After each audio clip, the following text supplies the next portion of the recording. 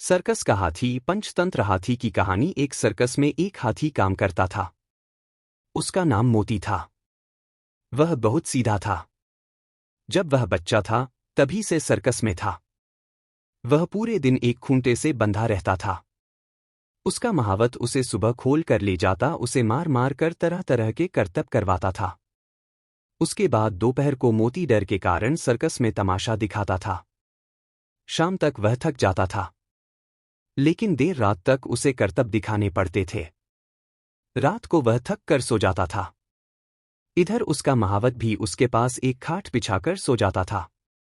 एक दिन सुबह जब मोती जगा तो देखा उसका महावत वहां नहीं है। वह अपने गांव गया था, इसलिए आज मोती का तमाशा नहीं होना था।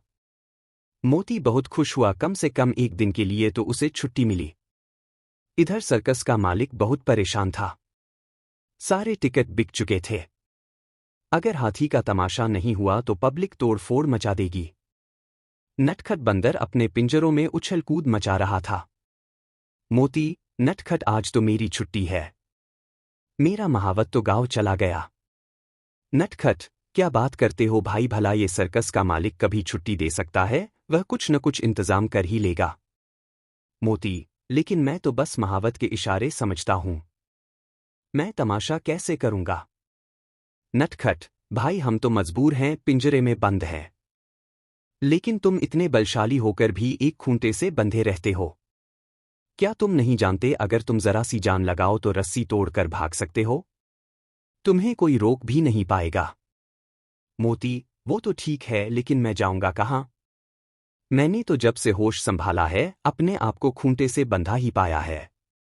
यही महावत मुझे खाने को देता है, मारता है, करतब करवाता है। कभी कभी मन तो करता है कहीं भाग जाऊं। नटखट, भाई एक काम करो, तुम आज रात को अपना खूंटा उखाड़ देना, फिर मेरे पिंजरे की सलाखों चौड़ी कर देना, मैं तुम्हारी पीठ पर बैठ जाऊंगा। फिर हम दोनों जंगल में चलेंगे। मुझे ये वहीं से पकड़ कर लाए थे। ऐसे दोनों का भला हो जाएगा। मोती, लेकिन अगर किसी को पता लग गया तो बहुत बुरा होगा। मेरा महावत लोहे का नुकीला सरिया चुभा चुभाकर खून निकाल देता है। नटखट, बस यही तो फर्क है। तुम इतने ताकतवर होकर भी एक छोटे से इंसान से डर रहे हो। उसकी बातें सुनकर मोती के अंदर हिम्मत आ जाती है। इधर सर्कस का मालिक किसी दूसरे महावत को एक दिन के लिए बुला लेता है, लेकिन उसके इशारे मोती की समझ में नहीं आते। वह गुस्सा होकर मोती को बहुत ज्यादा मारता है। मोती रात को अपने खूंटे से बंधा रो रहा था। नटखट, भाई रोने से कुछ नहीं होगा, इतने बड़े शरीर का फायदा उठाओ, मेरा पिंजरा तोड़ दो और वो सामने का फाटक एक टक्कर में गिर जाएगा। फिर हम दोनों जंगल में चले जाएंगे। वहां तुम मजे से रहना, सारा दिन खाना खाना और कोई रोकने टोकने वाला भी नहीं होगा। रात को मोती ऐसा ही करता है। दोनों सर्कस से भागकर रात भर चलते रहते हैं और शहर से जंगल में पहुंच जाते हैं। वहां पहुंचकर मोती बहुत थक जाता है। वह एक पेड़ के नीचे आराम करने लगता है। नटखट बंदर भी उसी पेड़ की एक डाल पर आराम करने लगता है। सुबह दोनों एक दूसरे से विदा लेकर अलग अलग हो जाते हैं। मोती सारा दिन खाने की तलाश में घूमता रहता है। उसे जंगल की घास और फल अच्छे नहीं लगते। उसका महावत उसके लिए अलग से खाना तैयार करके देता था। मोती को उसी की आदत लग गई थी। दोपहर के समय मोती पानी पीने नदी की ओर जाता है। वहां मगरमच्छ होते हैं जो मोती को खाने के लिए उसके पीछे लग जाते हैं। मोती किसी तरह भागकर अपनी जान बचाता है। इसी तरह शाम हो जाती है। वह थक कर एक पेड़ के नीचे आराम करने लगता है। तभी हाथियों का एक झुंड वहां पानी पीने आता है। मोती, भाइयों, मैं भी तुम्हारा साथी हूं, मुझे अपने झुंड में शामिल कर लो। हाथी, नहीं, हम जंगल के हाथी हैं और तुम सर्कस के, तुम्हारा हमारा क्या मेल, हम तुम्हें अपने साथ रखेंगे। कोई मुसीबत आई तो तुम बचना भी नहीं जानते। तुम्हारे चक्कर में हम भी शिकारी की गोली का निशाना बन जाएंगे। यह सुनकर मोती उदास हो जाता है। वह अकेला पेड़ के नीचे बैठा रहता है।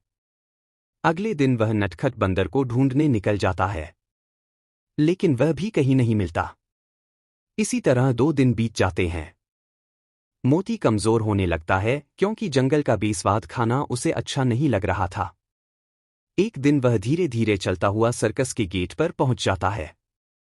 वहां जाकर वह गेट पर आवाज लगाने लगता है। उसकी आवाज सुनकर सर्कस का मालिक और उसका महावत दोनों आ जाते हैं। महावत मोती को देखकर बहुत खुश होता है। महावत, मुझे पता है नए महावत ने तुम्हें बहुत मारा इसलिए तुम चले गए थे, लेकिन मेरे बिना तुम रह नहीं पाए इसलिए वापस आ गए। आखिर हमारा तुम्हारा बचपन का साथ है। महावत मोती को वापस लाकर खूंटे से बांध देता है। कुछ ही देर में मोती देखता है कि नटखट बंदर भी अपने पिंजरे में बैठा है। मोती, अरे तुम यहां कैसे? नटखट, भाई मैं तो 2 दिन पहले ही आ गया। वहां कोई भी जानवर मुझसे बात नहीं करता था, जहां तक कि दूसरे बंदरों ने तो मुझ पर हमला कर दिया। वे कहते हैं हम सर्कस के जानवर हैं, उनके साथ नहीं रह सकते, इसलिए मैं वापस आ गया। मोती, हाँ भाई हम यहीं ठीक हैं। अब हमारा यही घर परिवार है। अब बस अपना काम अच्छे से करते हैं, जिससे हमें ढंग से खाना मिल सके और मार भी कम पड़े। अकेले उस आज़ादी में रहने से इस परिवार में रहना ज्यादा अच्छा है। इसके बाद मोती अपने महावत की हर बात मानने लगा और महावत भी अब मोती को नहीं मारता था।